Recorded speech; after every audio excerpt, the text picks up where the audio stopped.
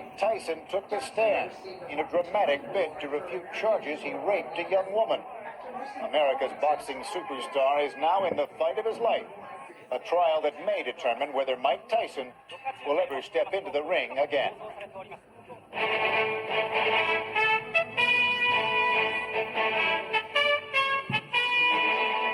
This is ABC News Nightline. Substituting for Ted Koppel and reporting from New York, Forrest Sawyer. This has been a season for examining the dark side of the American psyche.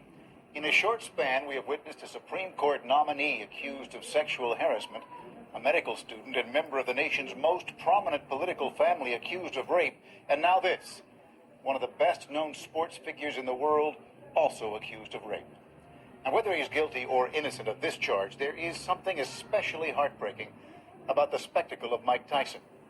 We want to believe in the American dream that a boy could fight his way out of the slums to become a champion and role model. Instead, after Tyson's meteoric rise, he has fallen back into the atmosphere, burning all the way, tumbling from one bad scene to another, on his way to today's fight, just to stay out of prison. Mike Tyson has become a different kind of model, a symbol of how easily the best hopes can go wrong. How could a young man who can fight so hard fare so badly? First, some perspective from Nightline correspondent Jeff Greenfield. It is a startling, mesmerizing event. A figure so celebrated, so famous around the world, facing a charge as serious as this one. 25-year-old Mike Tyson, the youngest man ever to become heavyweight champion of the world, spoke in public today, not in an attempt to regain his title, nor to explain a dispute with a trainer or with the press. He was in Indianapolis, Indiana, testifying in his own defense against a charge of rape, a charge that could land him in prison for the next 63 years. His 18-year-old accuser has said that Tyson met her at the Miss Black America pageant in Indianapolis last July, lured her to his hotel room, and raped her. Here's what she said when she called 911 the next day. I was like, hey, no, please get off me. And she was like, don't fight me. And the person was a lot stronger than I was, and he just did what he wanted. And I was saying, stop, please, stop. And he just didn't stop. Basically, I'm confident that I'm innocent. I'll prove that I'm innocent. Tyson's defense is that there was consensual sex. His defense team has produced witnesses saying that the accuser willingly dated Tyson, and that she was openly affectionate with him. But even the defense is not painting Tyson in wholly favorable colors. His own witnesses have described the fighter as making suggestive comments and gestures to many of the young women at the pageant, behavior his lawyers imply should have warned the accuser of what he had in mind. Tyson along the ropes doing damage. Tyson's rape trial is only the latest link in a chain of misfortune that has grown almost from the day in late June of 1988, when the 22-year-old with a devastating punch demonstrated his undisputed claim to the heavyweight championship of the world by knocking out Michael Spinks in 91 seconds of the first round. What followed was an angry break with his longtime manager, a car crash rumored to be a suicide attempt, an assault on a TV camera crew, and the breakup of his marriage to actress Robin Givens, which featured this extraordinary admission by Givens on national television. It's been torture. It's been pure hell. Then in February of 1990, the man they called Iron Mike lost his title to the unknown Buster Douglas in one of the most shocking upsets in boxing history. Most analysts say he has not been the same fighter since. He has the qualities, the talent physically, but as you well know, it takes a lot more than that. It takes a lot of mental discipline, and those qualities may be lacking and fatally lacking in terms of him ever achieving any kind of greatness. It all has the flavor of a fairy tale gone bad, a distasteful turn in a plot line of struggle, redemption, and triumph that's right out of a movie. Here's how the movie version would go. You take a kid from the Brownsville section of Brooklyn, New York, a neighborhood of projects and tenements, where this kid finds himself in big-time trouble before he's old enough to shave. He's saved from a life of crime by the intercession of a living legend of boxing, looking for one last champion. His name was Cus D'Amato, who'd made a heavyweight champion out of Floyd Patterson decades earlier. In Tyson, D'Amato saw a young boy with incredible promise trying to overcome an incredibly troubled background. Brownsville, Brooklyn is a bad, tough, hard place. The kids carry 9mm pistols. There's a prevalent, almost a gangster culture there, you know? And Mike's from that. And he courts that. Journalist Jack Newfield remembers Mike Tyson recalling his Brownsville boyhood.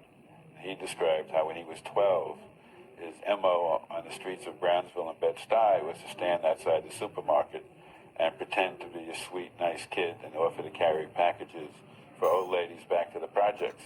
And once he got them alone in the elevator, he would knock them out and steal their pocketbook. D'Amato took young Tyson up to the Catskills in upstate New York. He honed Tyson's skills, turned him into the most feared fighter of his generation. But even before the death of D'Amato, there were those who felt a dark side of Mike Tyson had never been fully conquered. Those of us who knew Mike from the beginning always had a sense of foreboding, always had a sense that he was a time bomb. And I always remembered one of D'Amato's favorite expressions, which was, round people don't die square.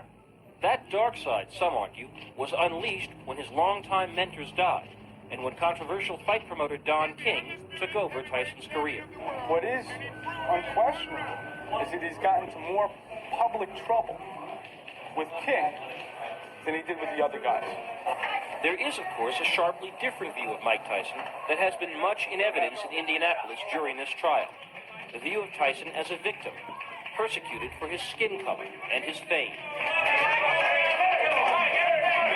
Outside the courtroom, at rallies, his supporters and his entourage paint a portrait of a figure the establishment wants to destroy, an image Mike Tyson embraces. I fight with God, and with God I can't lose, and I love you all. Thank you. But even those who have long admired his boxing skills fear for Mike Tyson's future, regardless of the trial's outcome. Right now, at this stage, I'm not sure even he knows what it would take to turn his life around. Predicting the outcome of a criminal trial is just about impossible. Predicting the end of the Mike Tyson story may be less impossible. He clearly had the stuff of which heroes are made. But heroes who never learn that they too must live within limits are heroes headed for a very unhappy ending. Jeff Greenfield for Nightline in Brooklyn, New York. And joining us now is Sonia Steptoe. She is a reporter for Sports Illustrated who has been covering the Tyson trial in Indianapolis. Ms. Steptoe, I suppose there's an unfortunate tendency in these trials to follow them as sporting events and to report on them as they progress. Perhaps that's encouraged by television. It's not a very good idea, but still seasoned court watchers have a sense of how each side is doing. Do you have a feel for the courtroom? Well, I do, and it's actually fairly readily apparent that the prosecution still seems to have the momentum, even though they rested their case several days ago. Well, the accuser was a strong witness by all accounts. Do you agree with that? Yes, absolutely. She was very convincing. And now, of course, the defense had to, I suppose, in the face of that, put Tyson on the stand. That's right. In addition to her mother took the stand, and in very moving testimony, she wept while she was testifying, talked about the changes in her daughter's personality as a result of the alleged attack. Was Tyson a strong witness?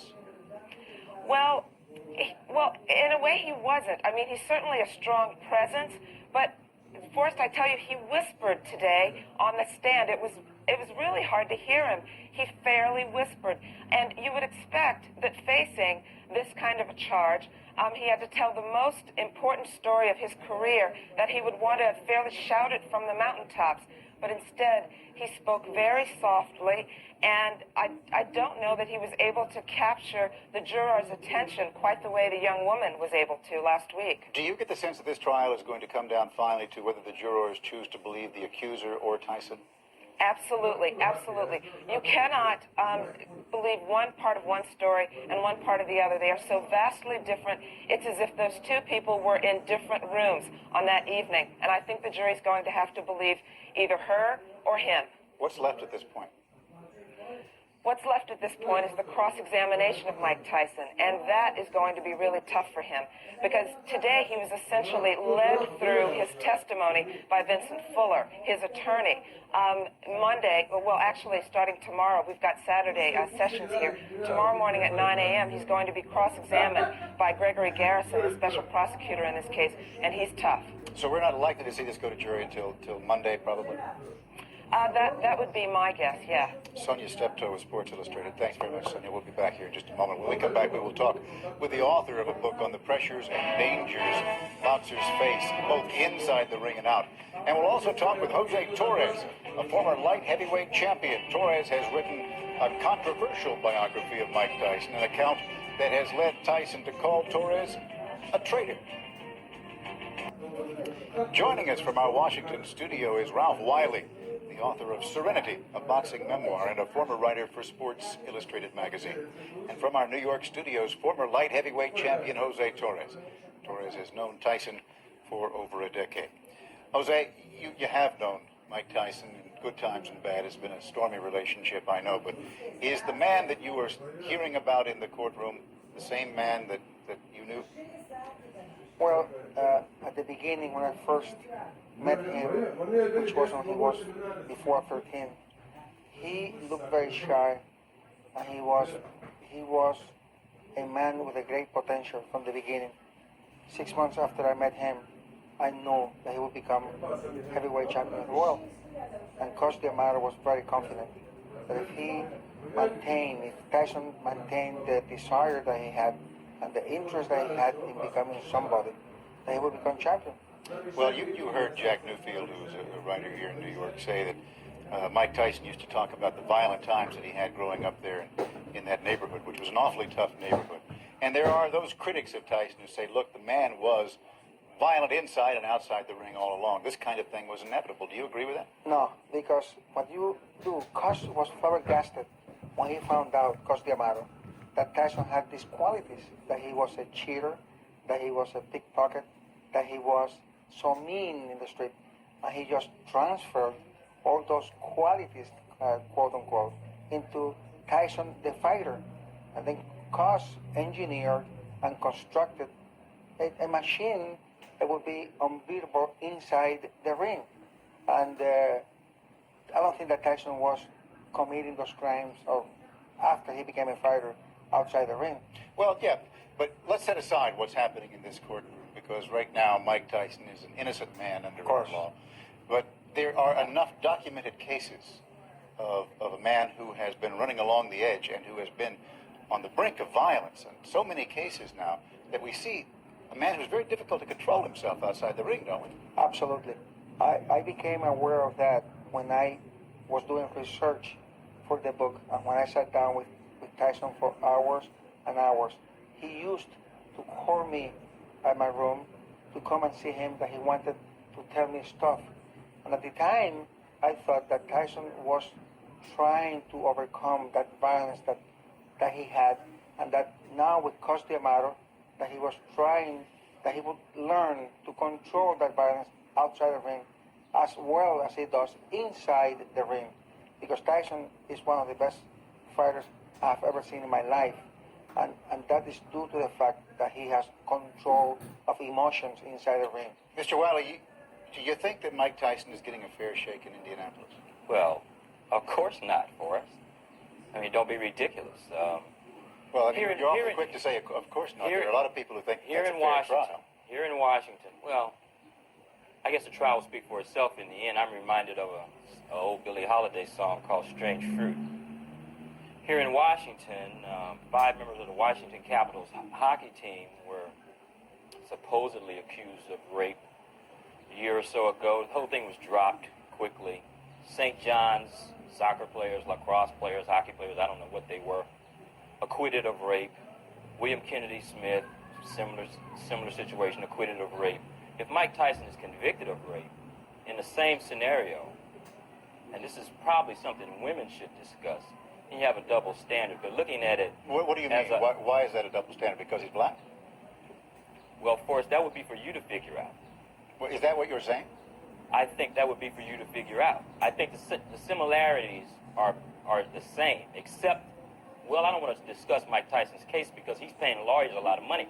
And I think money is important here. I mean, Jose Torres got his pound of flesh from Mike Tyson with Fire and Fear. There are a lot of lawyers getting their pound of flesh from Mike Tyson right now. And I wonder how long it'll take for a civil suit to be filed against Mike Tyson after the conviction is probably gotten in this case.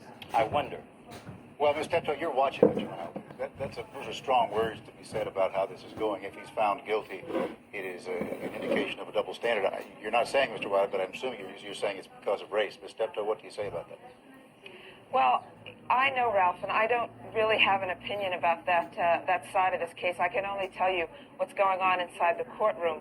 And this is, after all, a criminal proceeding. This young woman feels that she was the victim of a crime, and she is asking the legal system for its retribution under the criminal justice system. Do you feel that this proceeding is fairly as you're able to determine, and you're a graduate of Duke Law School? Is it fair? Is that what you asked? Does it seem to be fairly handled? Fairly handled, yes, I think so. All right, let's stop there. Let's move on and talk about boxing and the kinds of pressures that take place in boxing when we continue our discussion in just a moment.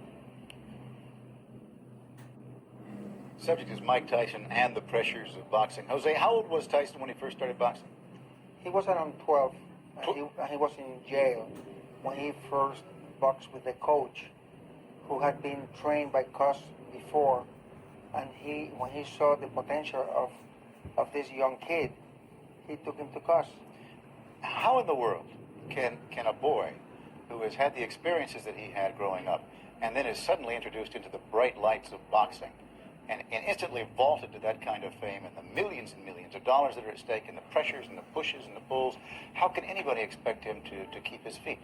It is amazing because at the level that Tyson is right now, you have to have an incredibly complex mind, because at this stage it is no longer a contest of physical abilities, but a contest of character and desire. Because at that stage the physical ability is about the same among all the top contenders and the champion. And Tyson was so smart, and I'm talking about intellectually smart, that he was able to deal with the pressures of boxing, even though it was very hard to live with him in training camp. He used to go berserk 2 and 3 weeks before. And I remember Steve Lott and Kevin Rooney going crazy with this kid because the pressures to get to him. And they educated him. He was learning more and more. And then, of course, the whole thing went bad when he decided, when he was lured by Duncan to leave the old family. Mr. Wiley, I saw you kind of shaking your head at one point there. Well, aren't these pressures extraordinary? Yes, but Mike Tyson is not singular. If you look back at heavyweight champions, I think with the possible exception of Muhammad Ali, they all had very tough, very difficult backgrounds. You don't become the heavyweight champion of the world by singing soprano in the gospel choir at church. It requires a very difficult, hard sort of life because, let's face it, who fights? People that have nothing to lose, basically. You don't become heavyweight champion of the world the same way you are on a track to become a Supreme Court justice. So I think it's a little unfair to try to portray Tyson as an anomaly. I think most heavyweight fighters have had very difficult, very hard, bordering on criminal, if not criminal, backgrounds. So to try to say that Mike Tyson is somewhat different because this is in his background is patently ludicrous. I believe that that's a myth that has been spread from the beginning of boxing. And because most fighters are poor, Hispanics, and blacks, that has been a condition implanted in the mind of many that you have to be a criminal or a former criminal to be the heavyweight champion of the world. I think if you check, the most sensitive people I have ever met in my life has been fighters, champions of any weight. And we're talking now about, like today, we have 30 champions of the world. Check to see if their backgrounds were that hard. A fighter, a champion of the world, must have an incredible intellectual capacity to be champion of the world. And to face the pressures, you need someone very special in the head. Well, it sounds to me as if Jose is lobbying for a new management with Mike Tyson, and that will change everything about him. It sounds as if that's what he's attempting to portray. No, listen to this. Cus D'Amato, when he had... but Cus D'Amato is dead. When he had... No, wait a minute. When he had Tyson was a different person. When Bill Gaten and Steve Lott... Are you trying to say, Jose, basically that you think that this all comes back to Don King, and once Don King began to represent him, then problems began? I think the problem did not begin, but the problem got worse with Tyson because because Don King is not there to protect Mike Tyson's best interest. Don King is there, and rightly so, to look for the best interest of Don King. All right, and that's normal, and that's... But Bill Caton isn't. Of course, Bill Caton and his retinue are there to look after Mike Tyson. Absolutely. Let me just interject here. We've only got a few minutes. Bill Caton is his former manager, a man that Mike Tyson left. He has gone to Don King, who is very well known in the fight business now. Forrest, it comes down to this. Everybody that you talk to about Mike Tyson is going to have some sort of vested interest, is going to have some sort of personal call. Well, in Sonia's case, Sonia's a woman. She feels very put upon, I'm sure, as a woman. But to try to say Mike Tyson is the man, is the one man that has pained women is false. All right, Ms. Steptoe, we've got about 15 seconds, and since you were brought into this, you better jump in here.